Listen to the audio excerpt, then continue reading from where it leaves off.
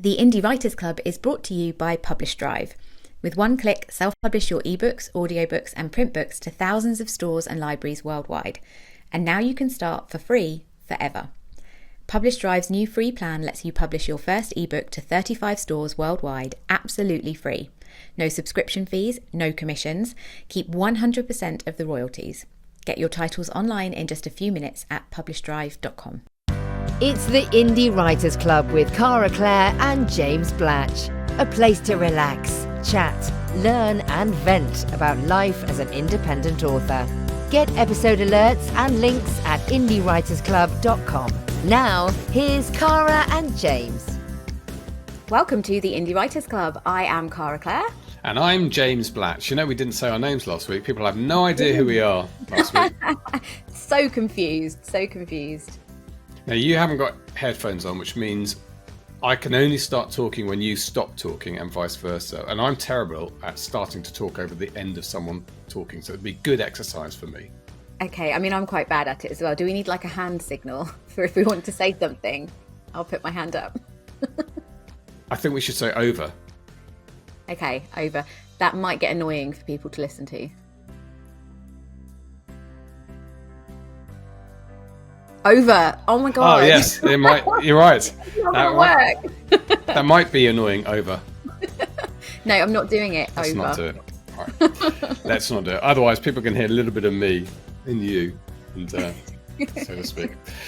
Let's not get down that route. Okay, look, let's talk about a couple of things. We've got part two of. I have had some nice feedback, actually, by the way, on last week's Swiss cheese model. People seem to like the metaphor.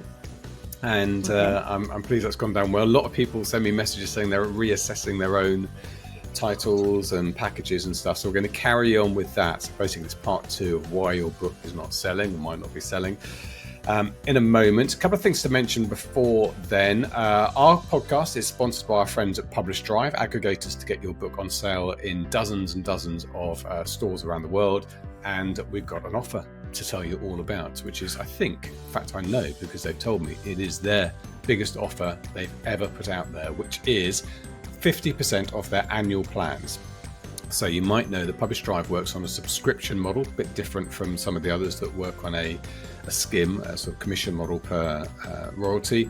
Publish Drive is subscription, and for a limited time only, they're offering 50% off their annual plans, the biggest discount ever. So if you're thinking about upgrading your publishing tools or looking for a way to save money while distributing your books worldwide, now is the perfect time. Publish Drive's annual plan you can distribute to hundreds of stores and libraries globally, get access to numerous marketing tools and more, helping you reach more readers and keep more of your profits. And with a 50% off deal, your profit margin will be even bigger.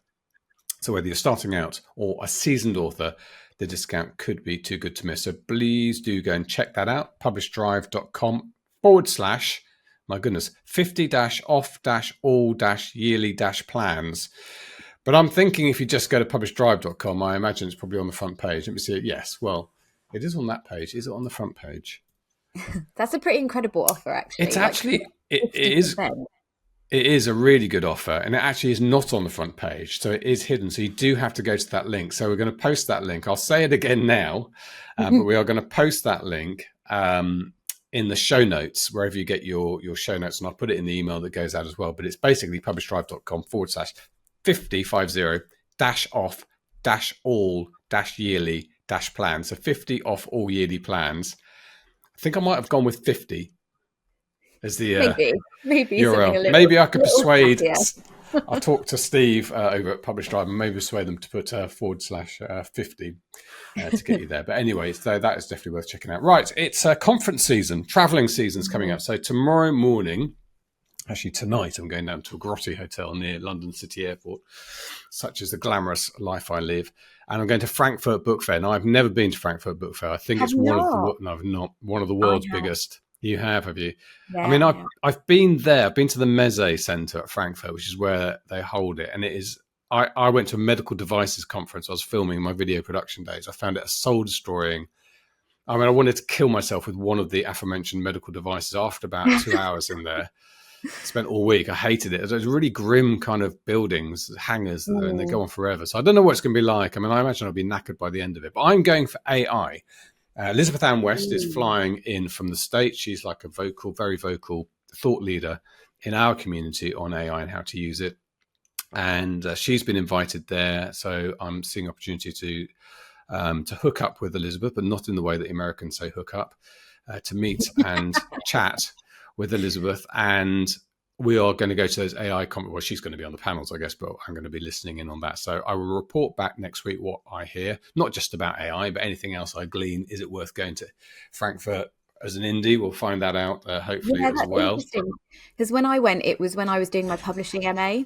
So I was a student at Oxford Brookes, and we went, with a trad kind of lens, because that was and they still are, the publishing MAs are designed to get you into trad publishing. So I'll be really interested to hear like what an indie thinks of it and what it's like now, because I don't even remember that many panels when I went. I just remember getting a lot of free books. Yes.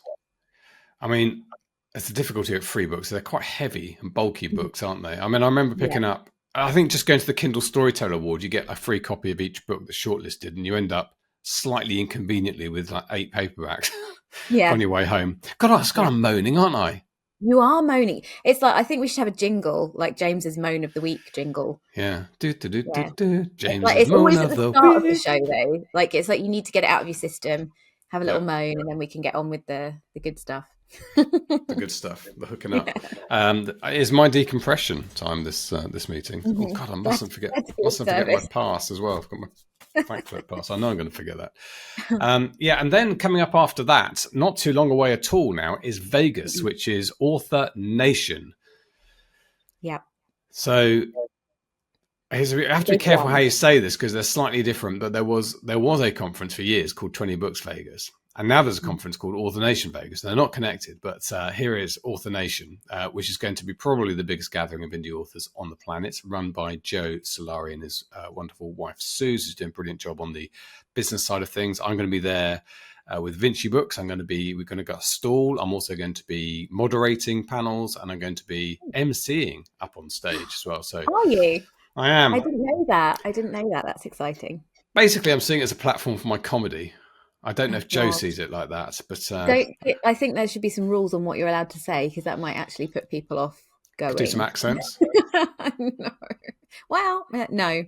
I think it's got to be done. Someone did ask if there was going to be an Indie Writers Club meetup in Vegas, so maybe you should try and organise a little social for people who go. Really good idea. Let's do that. I might do that. So yeah, I'll stay tuned for that. So Vegas, if you've not decided, I'm trying to persuade my co-host here to go, but I know there are some tactical issues. What's the word? Yeah, logistical issues at the moment. Yeah, childcare issues and logistics are my thing. So I'm hoping it might be a last minute ability to go, but at the moment I'm on the fence. But you can get tickets at authournation.live, website sorted out there for you. And if you do come, obviously, come and say hello. I'm sure we'll try and have some drinks at some point. I mean, I'm not organising drinks. I know what Vegas is like. So Sam's Town, which was this venue where the previous conference, which is not connected to the new conference, but the previous conference took place. Sam's Town. Were you there in the Sam's Town years? No. Last year was the first year I'd ever been. Yeah. So Sam's Town was this off strip. I mean, it's enormous. They're all enormous, I bet. It's off strip, like 20 minutes in a cab from the strip. So it's a self-contained place, and it's like a lower level casino area. So it's a bit smokier and a bit grayer. And people go in there. Leaving Las Vegas, a classic film where basically goes to drink himself to death in Vegas. A lot of that going on there.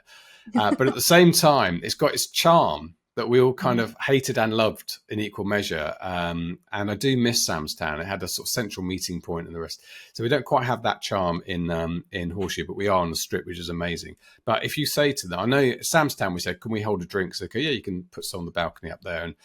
And they did do a deal, like you pay $750 and you got a load of drink. We never actually got through it. But Vegas strip prices in a hotel, you say, can we have a drink? So yeah, it's going to be $12 for a small bottle of beer each. So if you can give us $14,000, we'll be able to provide drinks for an hour. I made that up slightly, but it's unbelievable. Yeah. So you just can't really do it.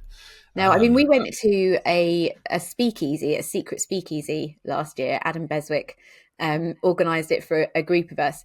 And we didn't realise that there was a minimum. Not only did we have to pay for the room, but then there was a minimum spend on what we had to order while we were in the room. So it got to the end of the thing. We were like, okay. Yeah, Didn't like see that $400 or coming. something for it. Yeah, and there was only 10 of us there, or maybe less than that.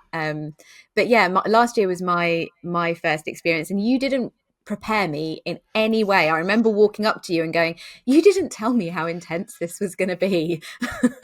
And I said, "Oh yes, Because it it's is terrible." intense.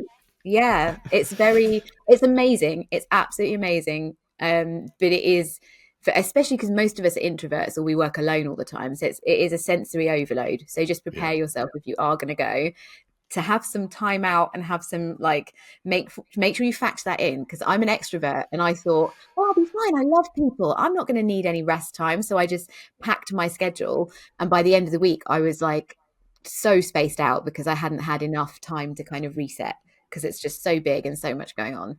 Well, look, in the week before, the episode that gets released of this show, the week before Vegas, we'll do a survivor's guide and we'll go through the itinerary. I know Joe and his team, Shell Honecker and the team are working really hard on the presentations. They look really good.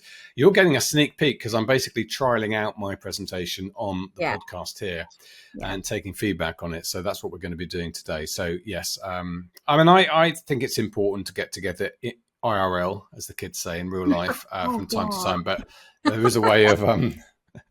IRL, EMP. I thought I'm sure I've used whip in another context, like another, not that context. I'm sure you have. Unbelievable. No, I'm sure in a previous job there was whip. Getting any better, James. Oh my God. It's like in my computing job. It was like at a garage. Okay, There were projects that were whips, work in progress. It's not that, some people have never heard it.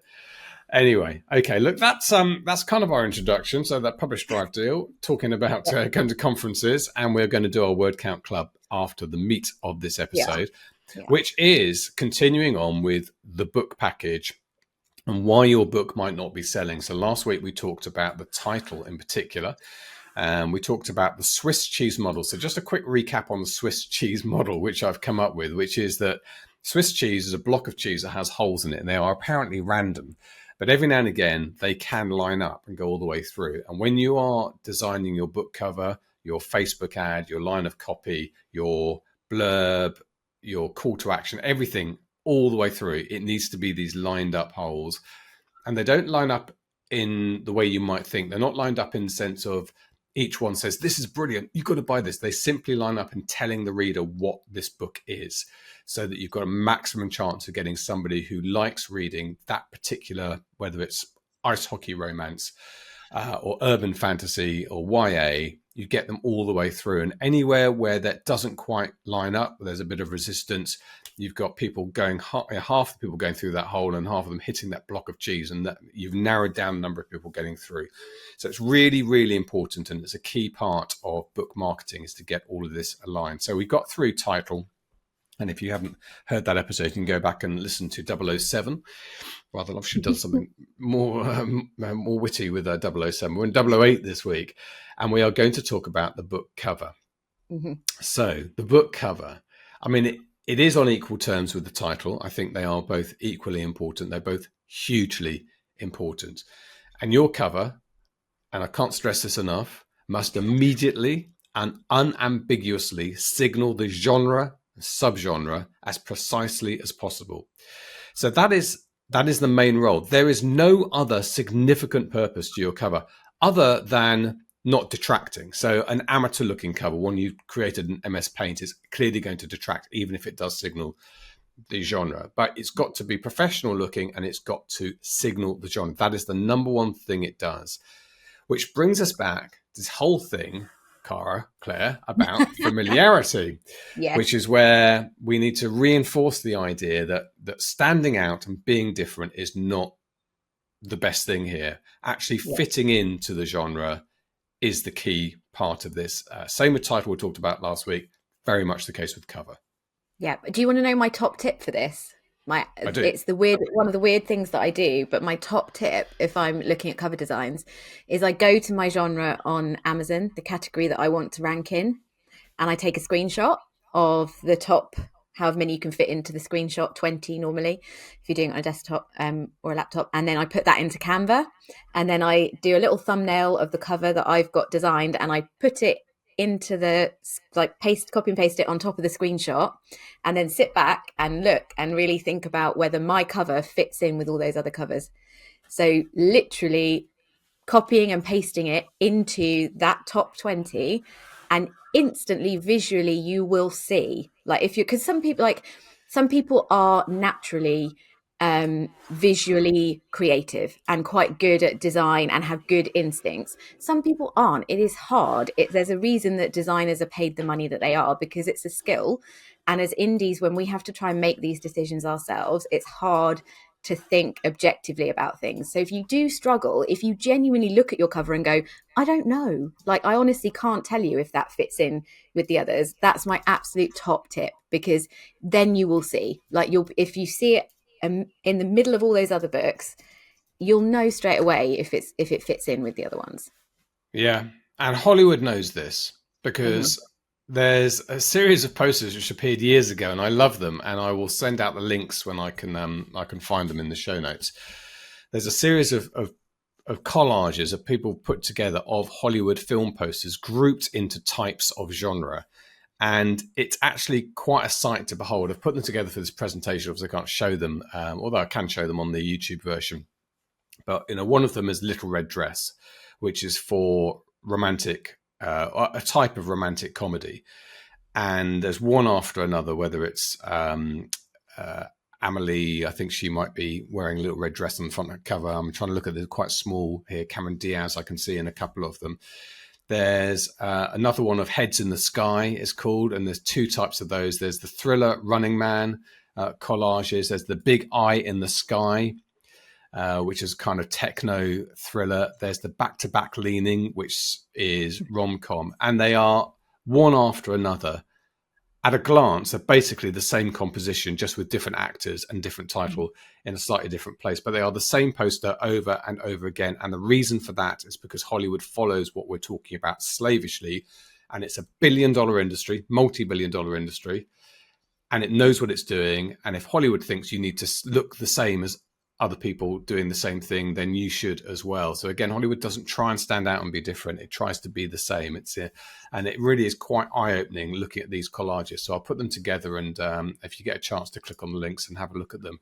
My favorite is the Big Legs one, because it's a very 70s sort of James Bond one, where the big legs are coming down and you can just see sort of the film poster in between them.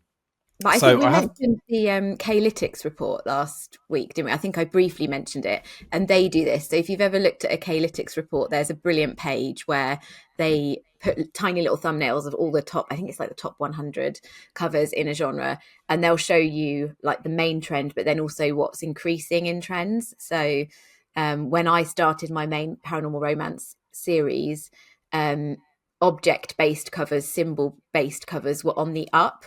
Which I think was from Zodiac Academy. Like, we talked about how one breakout thing can change the rule. Like, generally there's a rule until one thing breaks out, but don't assume that you're going to be the thing that breaks out.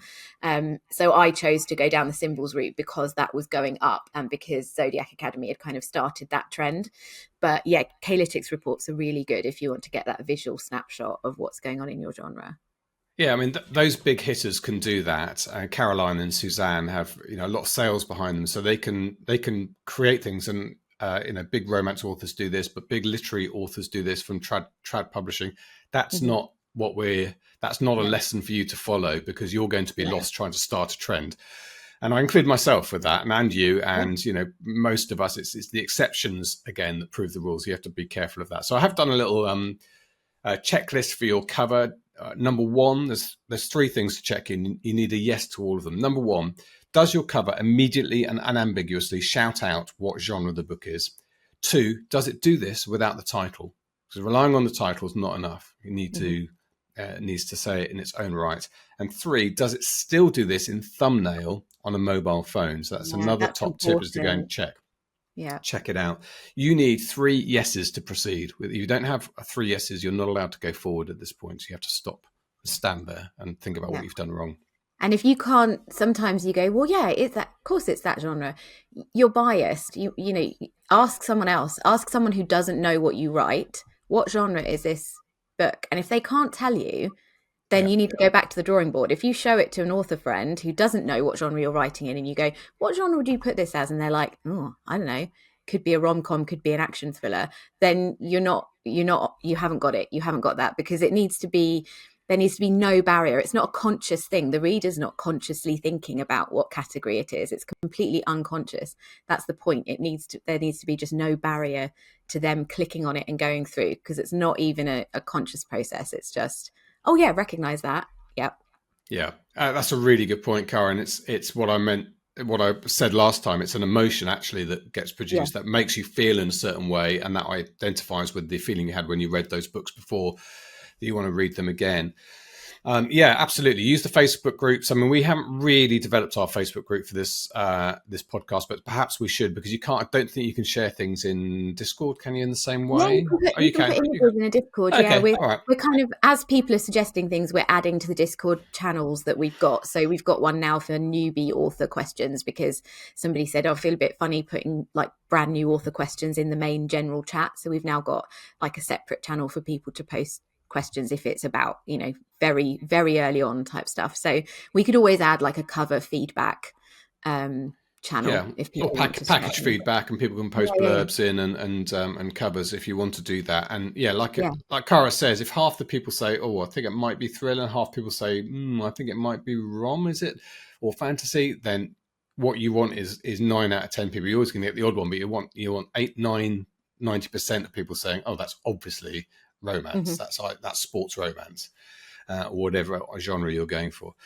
There is. I mean, I'm not going to name and shame anyone, but I have had a couple of examples sent to me recently, and one intrigued me.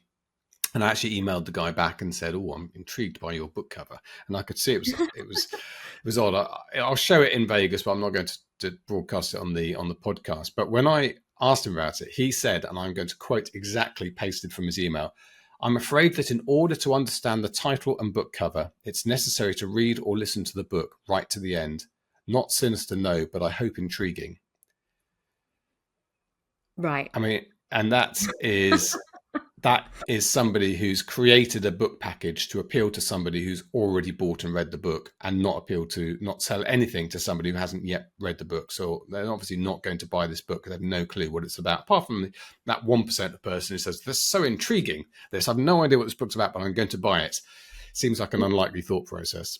Yeah, and I think it's just something, I think new authors definitely, it's a very easy trap to fall into, because that first book that you write is your baby. Like it's this book that you've wanted to write for ages, and you can get caught up in that. But I've always visualized it this way, or you're trying to be clever, or you're trying to, even when I worked in trad publishing, I remember 2 instances actually. One where it was a non-fiction book, but it was about a diver, and I think it was a kid's book actually, because I was at Usborne, and the author got really upset because the diver on the cover wasn't him. He wanted one of his photographs of him diving to be on the cover.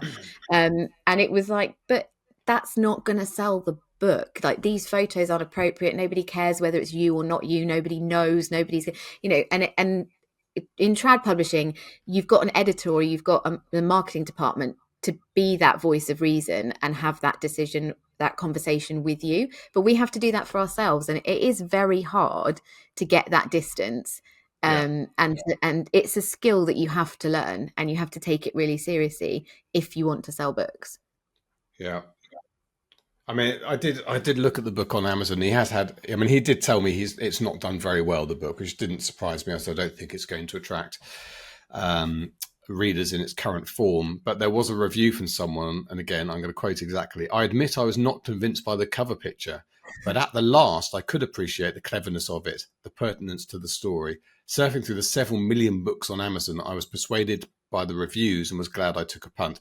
But that's, again, an exception that proves the rules. So somebody's already said that they're in a tiny minority of somebody who's decided to take a risk on a book they had no idea what it's about, and they're pleased they did. So that's annoying for me, because I think that book is probably a really good book.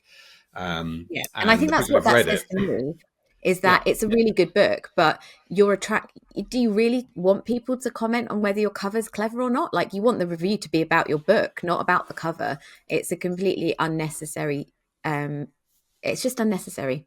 Yeah. And it puts, in that case, it clearly is a good book. People have enjoyed it. It's got good reviews, but it's not reaching enough people. It's like you said this before. It's like the funnel's just getting smaller and smaller because it's putting off too many people, and a couple will take a chance, but it's not enough if you actually want to make a living at this or make any kind of money at this. Yeah, remember the Swiss cheese. This is one of those holes in the Swiss cheese, and this one is not aligned at all. There's a tiny gap, a tiny overlap, and that guy's got through, but 95% of people have just bounced out at that point, and they're never going to get to your product page and read the blurb because they haven't got through there. Yeah. So just to sum up on covers then, big hitters can change reader expectations and set trends. You and I cannot. Follow the cover tropes as they emerge, as Cara talked about.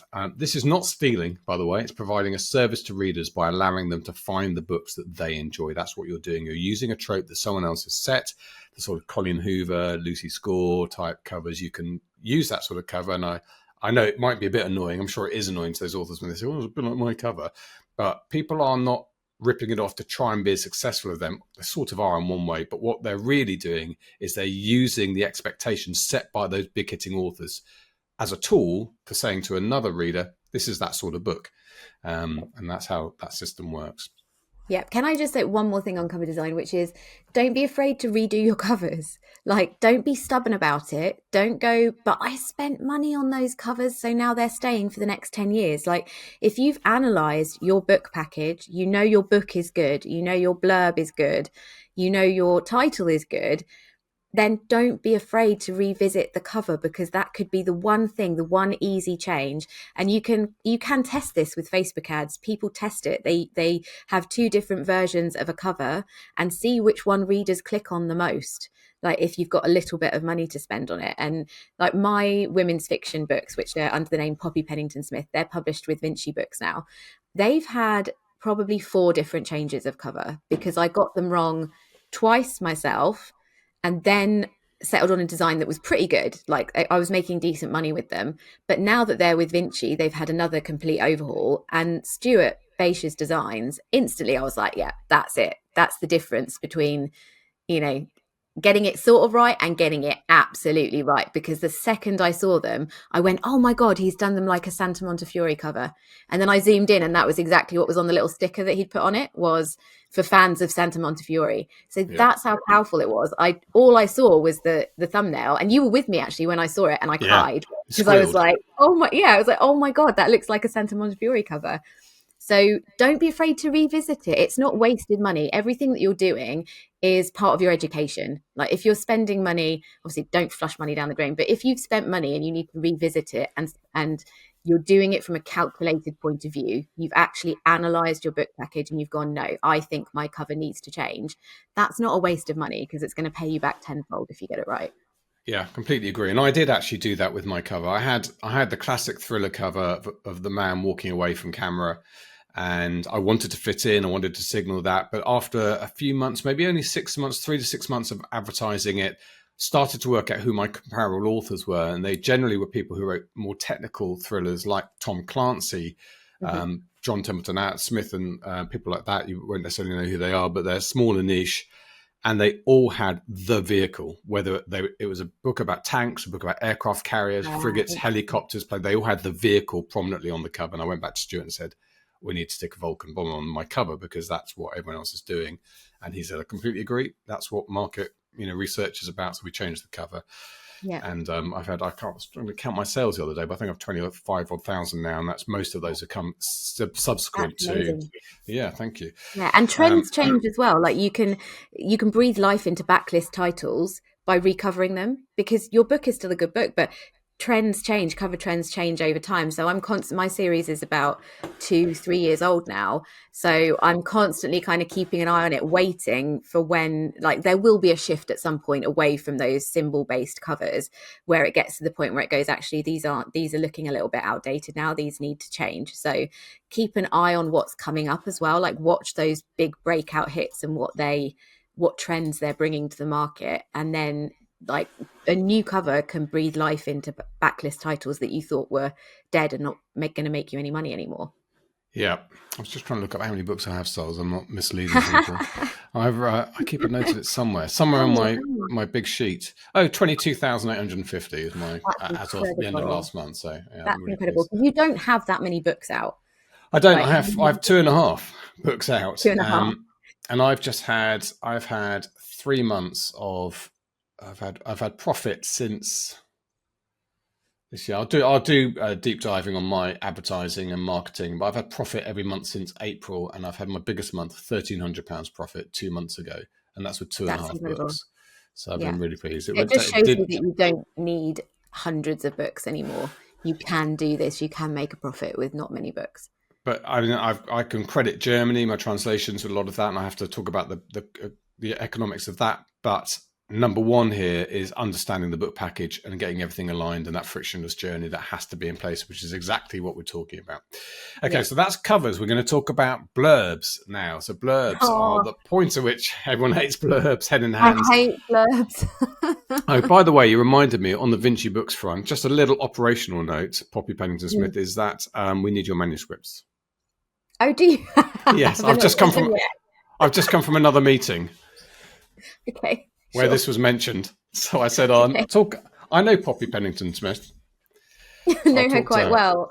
Yeah. I'll get on that. That's a lie. I'll get my my PA to do that for me. Get your people to talk to our people. I will, yeah.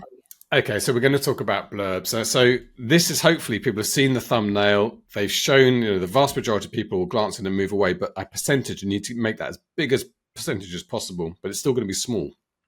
Will take more interest in your book and hopefully click through. And then they're going to scan your page and they're most likely to look at the reviews, number of reviews. Talk about that in a different episode. It's not really part of the book package as such. And they're going to read your blurb, hopefully. And they're going to read the top line of the blurb first, and they may or may not progress down. That's a good way of thinking of it when you're writing a blurb. So I've written a sort of pastiche of what a blurb should be. So I write military thrillers. So this is a blurb, should be something like this. Your blurb should be, this is a military thriller, and here are the explosive operational military thriller keywords. It has military thriller stuff in it that might explode. Only the military thriller main character can stop the explosion using keywords like attack and fighter escort. In a military thriller, things are never straightforward and there will be more explosions. Here's another reason why you'll love this military thriller main character. It's a bit like these other military thriller books. So you've reinforced the genre, you've stuffed in as many keywords that you've worked out in advance as possible, whilst it's keeping it coherent and fluent and setting some intrigue for people. But I would say even more important than intrigue, because people know there's going to be intrigue, that people know there's going to be attention, there's going to be a bomb to defuse, whatever. They've read these books before.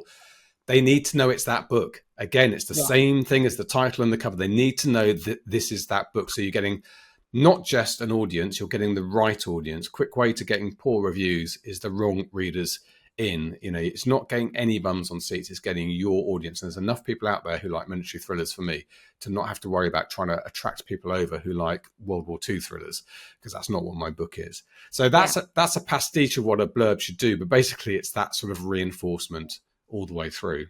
Yeah, and I think you don't have to be too specific. People think they've got to tell the whole story in a blurb. At this point, what you're probably aiming for is for people to download the look inside of the first 3 chapters. Like, you want them to seamlessly go through. They know it's a military thriller. They read the blurb and they go, yeah, this is going to give me the same feeling as all those other great military thrillers that I've read. And they download the sample, and then your writing sells the book. Then those first, because most people, unless they're ordering a paperback, will read that sample first. And I can't remember who it was. It might have been the K-Lytics people who did the heat map at the last SPS conference, or one of them, where they showed where people's eyes go on the page. And they saw, I can't remember what order it was, but it was kind of like cover, blurb, reviews, download the sample or buy. Like, there was some sort of order of those, but that's what you're aiming for. So you don't have to tell the whole story. Don't feel like you've got to be too clever. Don't feel like you've got to really ham up, like you said, the intrigue and the twists and all this kind of stuff. Don't be like a kind of cheesy stage magician about it either, and be like, but little did they know there was going to be a really big twist at the end and it's going to be awesome. Like, just let them know what they're going to get from your book. That's it. Yeah. And you can use the last line. Brian Cohen was the guy who really set the tone on this. So he's probably shifted his focus a bit into ads now, but he was the guy who taught. And it's part of our Ads for Authors course. You get a bit from Brian, and saying at the end, you can explicitly say that if you like X, you'll probably like this book. You can compare it, and that's what you're doing, and you're doing what we've talked about all the way through. Is just simply evoking that emotion that goes along with that particular genre.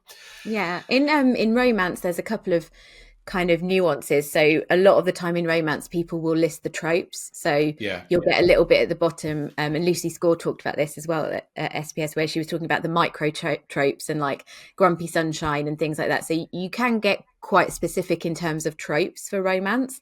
And reverse harem specifically, never ever say that your book is reverse harem. It's one of those things that you don't know until you know it. But if you're just starting to write in the genre, it's a total red flag for Amazon, and they'll put you into the dungeon, which is the erotica category where you can't advertise.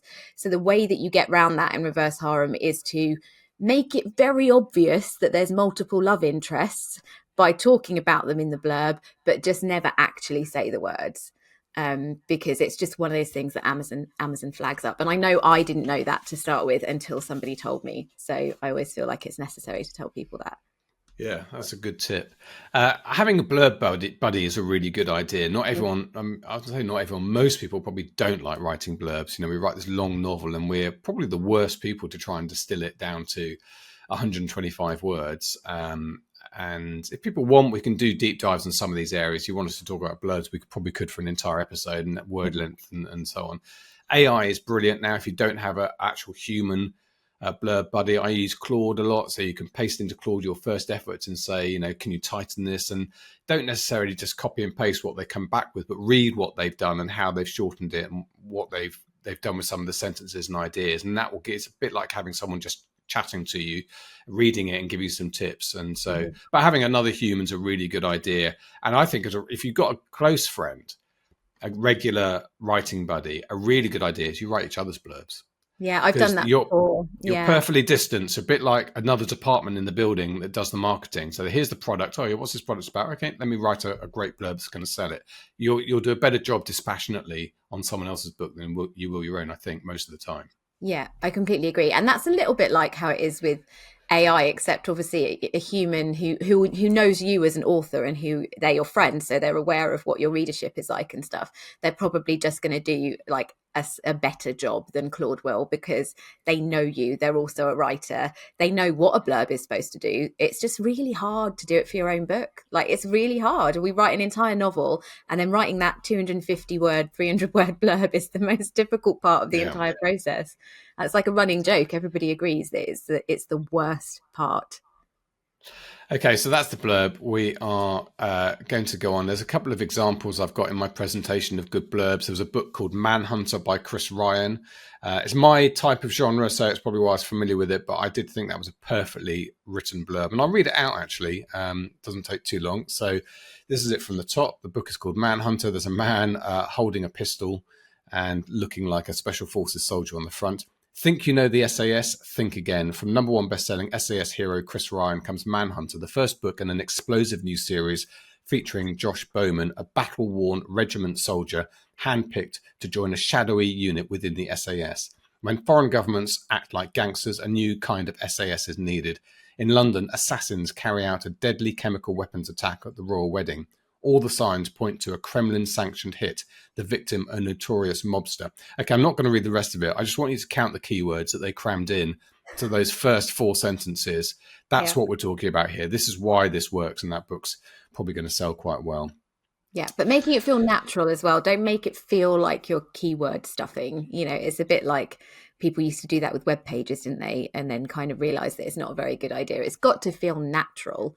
But another thing you can do, actually, which if you struggle with this, and I've done this before, is copy and paste blurbs from other comp titles in your genre into Claude or ChatGPT and say, what are the common keywords in these blurbs? Like, it's just a time-saving thing. And you're not asking them to copy the blurbs, you're just asking them to list out the keywords or themes that are in all of these best-selling blurbs. And there's lots of little tricks like that can help you to do it, but it's something you've got to spend time learning. It's like everything. We leave it till the end of the process. We're like, we've written the book, brilliant, job done. It's like, actually, your job's just starting. It's just lunchtime in your working day when you finish the book. Okay, let's move on to author name and main character name. So this is quite controversial, and it's not an area I've ever spoken about before in presentations, but having been at the front line, taking submissions from people and marketing other people's books for quite a while now, I have come to the conclusion that author name and main character name do play a part here. It's not as obvious as the cover signaling the genre. In some ways, it's almost a reverse thing. I think they've just got to not get in the way, is the way of thinking of author names and main character names. So just remember the fleeting moment in time that you have when someone glances at a thumbnail. So anything that's not immediately apparent may harm. And I think that hard to read or pronounce names are unhelpful. So I'm obviously talking about an English speaking reader, first language English speaking reader here. I don't have experience of other languages, but in terms of English, just think about some of the names, character names and author names of big sellers: Ian Fleming, James Bond, Lee Child, Jack Reacher, Tom Clancy, Jack Ryan, James Blatch, Susie Thorne, Mark Dawson, John Milton, Lucy Score, Knox Morgan, Colleen Hoover, Lily Bloom. You can go on and on. There aren't many words there that, even if they're not common names like Knox, they're immediately apparently easy to pronounce and see. They're not a hurdle. Mm-hmm. But unfortunately, I could equally give you a list of names that you look at and start to think, I don't really know how to say that. And I'm afraid it sounds like, like an insult to somebody whose maybe parents were Scandinavian and they have that heritage name and they're really proud of it and they want to carry it on because their grandfather, crossed to America with that name. But the problem is, I think it creates a little moment of resistance. And this is a numbers game. For that 1,000 people who glance at the thumbnail, you want to get as many people as possible through that next hole in the cheese. And just that moment of resistance is a few of them dropping off. And so I'm afraid my heart sinks a bit when I see a name that's not pronounceable or a main character name that's not pronounceable. And I think people who have those names need to ask around and say, well, actually, maybe you haven't even considered this before. Very likely you haven't. But you want to call your book Siege of Asgard and your author name is Kalincha Bakuth. That is going to put some people off. It's going to put a lot of people who just speak plain English, if you like, it's going to be resistance. Not for everyone. Some people might be intrigued by that and think, oh, this is slightly different. But again, we don't really want the minority. You want the biggest numbers as possible. Yeah, so. And it's also just even a really long name, like my married name. I didn't put that on any book covers because it was a normal British name, but it was just long and people could never spell it. And so my thing as well is you've got to think about if people see you somewhere and they go to Amazon or they go to Google and they're trying to search for you, they need to be able to spell your name or remember your name easily. Like my name was not, you could get the spellings wrong 100 different ways. And, James Blatch, you're not going to get that wrong many ways. Cara Clare, you're not going to get that wrong in many ways. And when you're recommending books to people, if you get a book recommendation from somebody and they go, oh, I read this amazing book, but I can't remember the author name, or it might have been spelled like this, but it might have been spelled like this. And maybe there was a T in it somewhere. That it's a barrier to your brand as well, and how that kind of recommendation engine is going to work once people have read the first book. Yeah, and I think again people will be coming up with exceptions in their mind. They'll be saying, "What about Audrey Neffenegger, who wrote The Time Traveler's Wife?"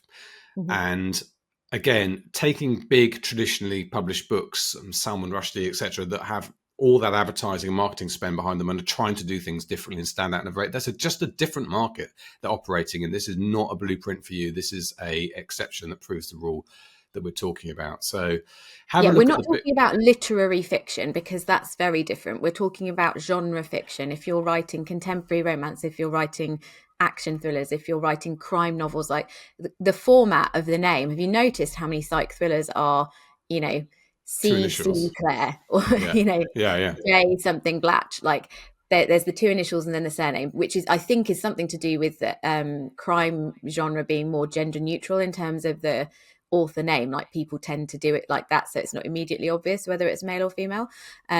But it's not something to overlook. It is something, if you're going to make this a business, like your pen name deserves some thought. It needs some actual, and the reason I chose Cara Clare is because alliterative names are quite common in romance, in spicy romance, like Ruby Rowe, Cara Clare. There's quite a lot of spicy authors with alliterative names because they're easy to remember. They roll off the tongue quite well.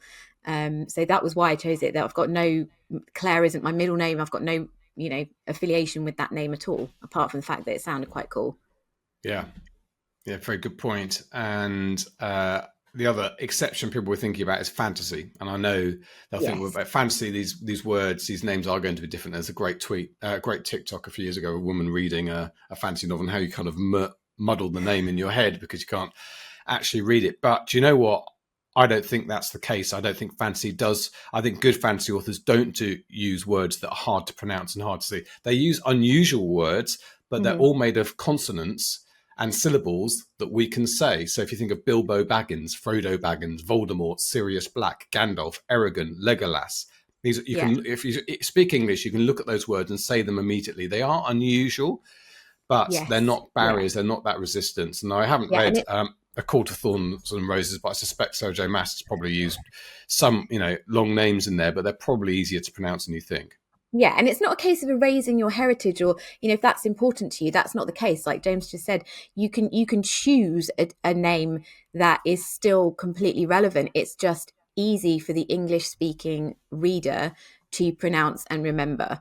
So don't feel like we're saying you need to pick a British name. That's not what we're saying. We're saying you need to pick something that is easy for people who speak English, because that's where you're selling most of your books, to pronounce and remember and to fit on a book cover, and which is something that people do, to physically fit it on a book cover. If you've got a really long name, it's actually hard to fit it on, and then it can't be seen in the thumbnails. And again, once you get big, once you get famous and your name is part of what's selling your book, you actually want your name to be visible in the thumbnail on Amazon, because if you're a recognizable name, that's part of what people are going to click on. So it's thinking kind of ahead as well as just this initial stage. Yeah. And we're talking about all of this because ultimately you're going to want to run ads at some point, and you have such a short period of time to capture someone's attention, and having all of this aligned is such an important part of it. How long do you think you have when someone looks at a Facebook ad, if they catch out their eye? I mean, it's got to be less than a second, isn't it? Yeah. And I think we're also aware that people are on a budget. If you're just starting out, you haven't got a ton of money to spend on Facebook ads testing things. And if you've not got this package right before you start advertising, that is going to be wasted money, and it's going to give you skewed results, and you're going to think that your book's not selling. You're not going to know why your book's not selling. So you've really got to go back and look at this entire funnel and analyze it before you start running your ads, unless you're going to use your ads to help test some of these things, because all of these elements, if you have got a bit of a budget, you can use ads to test every single one of them. And I think Inez Johnson talks about this quite a bit, testing. Like, she's a big fan of testing her blurbs, testing her covers, like even testing your author name. You can test all of those things with ads if you've got a budget, but you don't have to. You can also use other authors, our Discord channel, all these places to get feedback to help you before you start spending your money on marketing. And you can change your author name and you can change your title easier than you think. I mean, obviously there might be some cost involved in getting the covers redone, but maybe you'll get the PSDs, the Photoshop files, and you'll be able to do that yourself as well. But people think that that's not something you can do, but it really is. Like, you can change your author name and your title and everything, and Amazon will work with you to do that. So it's not undoable at all. Done it this week. I'm sure he won't mind me mentioning, but Matthew Hattersley writes a brilliant series. I think may have mentioned this last week, actually, Acid Vanilla. And I just think Acid Vanilla is a great character name, but doesn't quite signal thriller. And its book one was called Acid Vanilla. So we've changed it to Final Kill. And Final Kill looks great now on the title. So hopefully the Facebook ads are going to work a bit better and get a few more clicks. So yeah, I think working backwards is a really good idea, as you sort of hinted at there. Cara, I mean, I'm writing my whip at the moment. Is working title is Stolen Angel. It's an espionage thriller. I designed the cover, used AI, did it, knocked it up really quickly. Got James Blatch, Stolen Angel, a woman standing in Berlin, in West Berlin in 1970, in a kind of austere cover. I want my book to appeal to women readers. My books have been very male focused so far. It's a smaller audience. I want it to be female spy thriller readers. So I created a cover that appeals, that fits into that genre, fits into that way. I've written a blurb that does that. It's a bit flaky at the moment because the book's not written. So I'm starting with those elements that you might think you finish with, but it's an important part of making sure that when I do get everything aligned, the book fits that as well. So you've got this frictionless journey through to the moment of purchase. You've then got to deliver on the contract you've set with the reader. You've got to deliver what it is you've promised to all those elements. Yeah, and I think if you start researching these elements while you're writing, it feels a little bit overwhelming. But if you make it kind of it's not you can still focus on the writing part. But if you just start thinking about these things while you're still working on that first draft, one thing, like you said, might influence the other. Like you might realize, essentially, you're researching the genre and learning more about it. So you might realize that a certain trope is very popular, a certain keyword is very popular, and that might just influence something that you put into the book. And it also makes the process less kind of like, right, I've written the book now, and we all feel kind of impatient to get it out there. So you don't really want to feel like you've written the book and then you've got to spend 3 months figuring out this whole thing. So if you start looking at things while you're actually writing and getting your head around this stuff while you're doing the writing stage, I think it makes the whole thing a lot easier. And it's great that you can use these tools now to knock up a cover that's not going to be your cover, but it's serving that purpose. So I'm going to finish this little presentation. We have got to the end of it, by the way, with a review that I got. It's my favorite review. I couldn't have written this better. It's a really pleasing review to get on my main book, The Final Flight. And I remember that review earlier that said, despite the name, despite the cover, despite the title, I still took a chance and read this book. Well, this main bulk of this review says, it's not often I find a book that I'll read at every opportunity I get. Prior to this book, I'd read precisely one book in that manner, but Final Flight has joined that list. Blatch has written this book superbly, blah, blah, blah. Absolutely lovely, brilliant review. Very happy with it. It starts at the top. I'm into most aviation things, fact, fiction, non-fiction. A sponsored Facebook post led me to this book. So that is a living example. It's the best review I've ever had. I've had a couple of thousand reviews. It's not the only review, but I've had the best review I've ever had. And it was the result of that process of everything dovetailing all the way through to delivering what the ad and the title and the character name and the cover promised. Yeah. And I don't know if you've noticed this, but if the majority of your sales are from paid marketing, like Facebook targeting and things, and your targeting is right, I've noticed that people's review average tends to be higher. So whenever I have a video go viral on TikTok, I'm getting people who I'm not actually targeting necessarily because it's gone so big. It's now reaching people who are just going to take a chance, and it's maybe not their thing, but they just saw the TikTok video. So whenever that happens, my review average goes down for a while until the paid ads take over again, and it starts to bump it up because your paid ads are where you're doing your most specific targeting. So that's your best chance as well to get those reviews like on point and exactly what, because I mean, what better if that's on your product page and people see that review, then it all feeds itself in this lovely cycle because you're directing the right people to your product page, you're selling them the right thing, they're seeing the reviews from the people who love it, and then Amazon starts to learn who's buying your books and starts to recommend it organically, and that's where you get that sweet spot of everything just kind of, the lined up hole in the cheese. Yes, indeed. I'm pleased you've grabbed onto my cheese analogy. I finally got it, yeah. Smell my cheese. So you could all do me a favour and go and uptick that review. It's Martin Bennett, I think someone isn't his name. It's one of my more recent ones. It came in the summer, Martin Dennett. Yeah, go and uptick that. So it's the most popular review. I did notice, that's a good point. I did notice that actually. Some of the really big books like the Caroline and Suzanne Zodiac Academy and Colleen Hoover and stuff, actually their reviews start to go down. They're really sort of low 4, upper 3.9 at some point. And that's because they get so big people pick them up thinking, I've got to read this book. Everyone's going on about this book. But they're not the right audience for it. Yeah. And so they're the ones who go, well, it was okay. Every time I have a spike in TikToks, my review average goes down. Yeah. Because it's widening the net. It's not as targeted as your Facebook ads. So you are getting those people who go, oh, I've seen this and it seems popular. Other people are reading it, so I'll read it. But it's not really that necessarily their thing. And then you get, like you said, the reviews going, no, it's okay. Don't really get it. I'm sorry that we didn't have to say over all the way through this conversation. I got to quite like that. Shall we do our word count club? We should, yeah. So I have got the spreadsheets. I've got the lovely spreadsheet that Kitty has done in brand colours. She is brilliant at this. We're going to rip through. Hopefully you're going to hear your name mentioned here. I have started writing. I have done some writing because I was away from my main machine in a Word document, and I confess I have not, because it's going to take me a session of 20 minutes of putting that into Scrivener, so I haven't counted it, but I have done some writing this week, but I can't give you a result. Some writing. I've done none. I've done none because I think I said last week I had a terrible cold and I just need to rest, and it worked. Like, it actually worked. I did nothing over the weekend apart from drink whiskey with hot water and lemon and honey. Not all day, just in the evenings. And by Monday morning, I felt fine. So my goal for the coming week is 10,000. I'm kind of easing back in because that's easy. Yeah, so I might, hopefully I'll go above it, but I would rather set myself a goal that I think I'm going to actually achieve for once. You drink whiskey, so Jill and I were talking, my wife and I were talking about watching a lot of, we watch TV series, and people drink whiskey all the time in TV dramas. They never drink beer. Mm-hmm. They always have a whiskey. It doesn't matter what age or gender they are. They turn up to a bar and say, give me a whiskey. There's a lot of whiskey gets drunk in dramas that doesn't get drunk in real life. I mean, I don't really drink whiskey in real life. I did do a whiskey distillery tour in Scotland earlier in the year, and I learnt more about it, and I like it more than I did before, but it wouldn't be ever something that I automatically think of ordering. It was purely for medicinal purposes.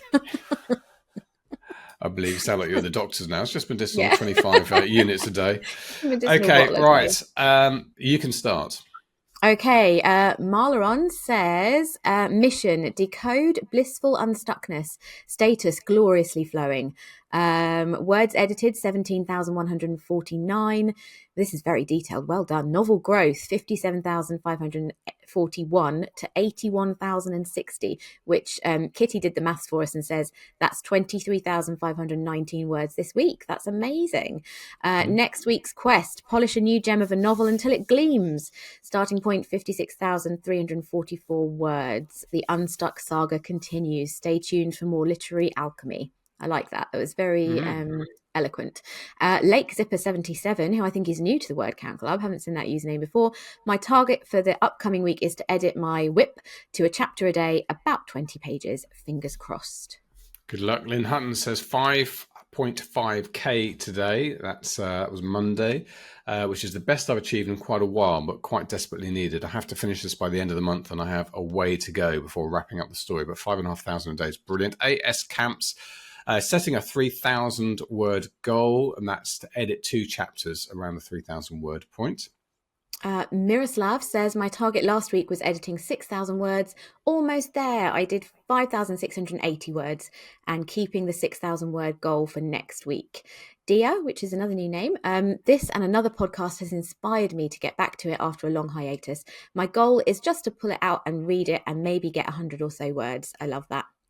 James Batchelor did 4,000 words, 1,000 above the goal. Congratulations, James. Tommy Tree, surgery went well, but wasn't able to write anything. Going to ease back into it this week with a goal of 1,000 words. Oh, yes. Tommy had surgery on their hand or wrist or something like that. Oh, that's right. Golden Gem managed 800 words out of my 1,500 goal, aiming for 1,500 again this week. Deborah Kulish, last week's actuals are dismal, but progress is progress. My plan was 1,500, actual was 500 and 0 editing. But it was a busy week with family and other projects, so this week I'll stick to my goal of 1,500 with a daily goal of 300 for 5 days. Setting a smaller goal seems achievable, plus I want to edit 10,000 words. Good luck, everybody. Melissa has done, looks like they've set a goal for 1,613 words, but I think what they're setting a goal for in October is 50,000 words. They're not doing that in Rimo, but they are trying to do 50,000 words. We'll try and get an update from Melissa on that. Simon Farrant, 1,300 words this week. 2,000 is the goal next week. Actually written in a new work in progress, whip. Done loads of editing and learning more with ChatGPT. So there's a big winner this coming week. A family home from their holiday. I'm shooting for the lowest 1K best. So low 1K, better 1.5, best 2K. Good luck, Simon. I like those good, better, best goals. I think they're really good. So Tolute says, I scrapped my 1K of words last week and I'm no longer full of cold. So we'll aim for 2,500 this week. Fantastic. We're all shaking the colds. JH Jones, woohoo! This past week I did 3,000 words in my major project and typed the end. Yep, draft 0 is done. This was short of my 4K goal, but I also wrote 2 new blog posts on the side. They count, right? They absolutely do. Anyway, I'm glad of where I got to this week. Now going to take a break from the book for a few days and focus on a couple of short stories. My goal is 3,000 words for the coming week. Lindsay set a target. I'm on holiday, but an early bird. I discovered I can have an hour or so writing before anyone else gets up. I do that on holiday. I'd like to get 500 words a day done by the time we go home. Enjoy your holiday then, Lindsay. 3,500 will be the target for this week. Kitty has done 4,313. and has set a target of 3,500 for the coming week. Managed that. I'm going with 2,500 good, 3,000 better, 3,500 best for the target for the next week. I think you're going to smash it, Kitty. You're on a run.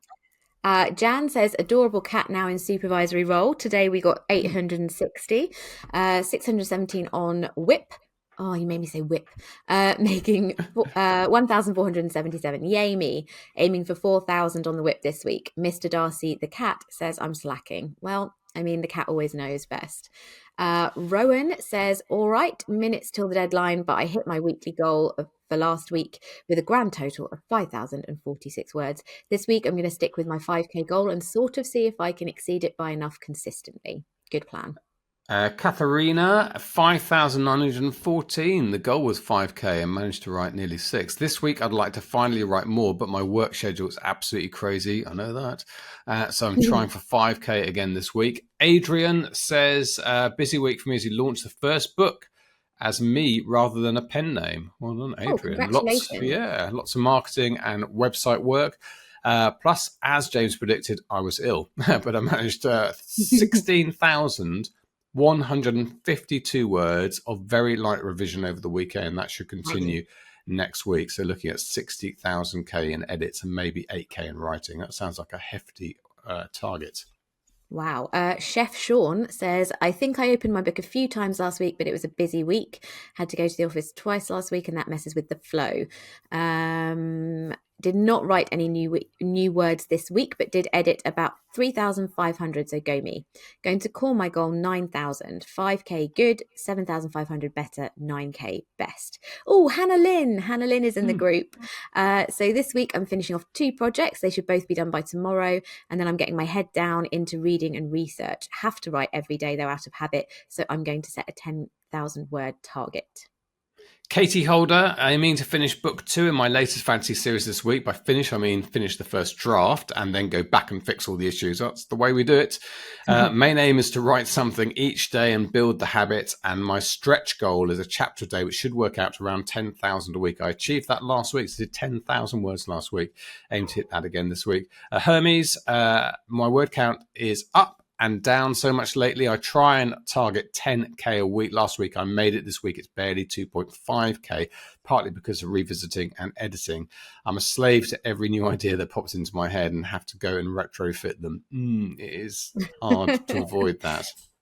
Beth says, last week I managed 21.5K of my 20K goal. This week I aim for 13K to finish my draft. I mean, again, Beth wins. It's not a competition, but Beth really seems to be smashing it every week. Author RG says, I'd like 15K this week, but have a few things going on, so I'll be happy with 10K. Wish me luck. And do you want to do the very last one? Yeah, finally, Vicky Smith, aka Rachel Morton. Another short week for me again this week because I was in London for the first part. Just over 7,000 words, but never mind that it's all progress. My goal is usually anything between 18 to 30k off to a good start too. I've written more today, over 7,000 than I did all of last week. Maybe I can get a 10k day in. That would be awesome. There we go. So the totals, 140,213 words this week, which is half an epic fantasy novel. It's just, I really like hearing them all added together, because there's not that many people in the group, but it makes you realise like how many words are actually being written. It's quite mind-boggling, really. Yeah, and not everyone posts their word count in the group. No, they don't. No. People in the group, but we will have to start maybe picking like the top 10 or something, just 10 at random, because I think if more and more people start doing it, we'll have to have an hour-long word count club section. We will have to do something like that, and we need to get Kitty a mug. We need to get a mug. We still need to get Kitty a mug. She's doing an amazing job. She hasn't got a mug. I think you even mentioned a t-shirt at one point. So mug and a t-shirt and a car and a caravan and a speedboat. Be careful, this is being recorded. Yes, that is true. It's not contractual. Speedboat may not be offered. Right, thank you very much indeed, Cara. I'm glad you're feeling better, and I shall head off to the airport in a minute for Frankfurt, and we'll catch up next week. Thank you very much indeed, everyone, for listening. Thank you. See you soon. Sign up for episode alerts at indiewritersclub.com. Come and chat with us at our exclusive Discord server at indiewritersclub.com/Discord. Or join our Facebook group at indiewritersclub.com/Facebook. And you can support the podcast at indiewritersclub.com/support. And don't forget to share your weekly word counts, because no matter what you've achieved this week, we're here to cheer you on. Thank you for being part of the Indie Writers Club. The Indie Writers Club was brought to you by Publish Drive. With one click, self-publish your ebooks, audiobooks and print books to thousands of stores and libraries worldwide. And now you can start for free forever. Publish Drive's new free plan lets you publish your first ebook absolutely free. No subscription fees, no commissions, keep 100% of the royalties. Get your titles online in just a few minutes at publishdrive.com.